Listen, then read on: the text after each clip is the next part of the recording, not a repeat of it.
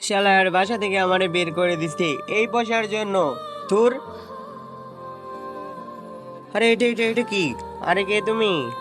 আমি কে সেটা পরে বলবো, আগে এটা বল এই পয়সা কে নদীতে ফেলছে?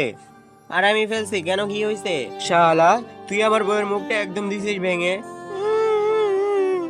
সরি সরি, আমাকে মাফ করে দাও। ঠিক আছে, কিন্তু তুমি তো এটা বললে না তুমি আসলে কে? আমি হচ্ছি জলপরা, আর আমাকে যে জায়গায় আমি তার ইচ্ছা পূরণ করি। আর তোমার যদি কোনো ইচ্ছা থেকে থাকে তাহলে যাইতে পারো, আমি পূরণ করব।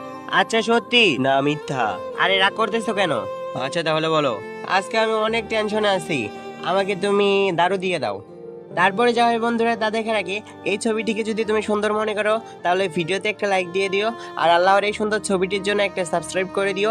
আর এই দুইটা ছবিকে তুমি সুন্দর মনে করলে আল্লাহু আকবার লিখে কমেন্ট করে যাও। আচ্ছা ঠিক আছে, যেমন তোমার ইচ্ছা, আজকে থেকে তুমি কুত্তা হয়ে বাঁচবে।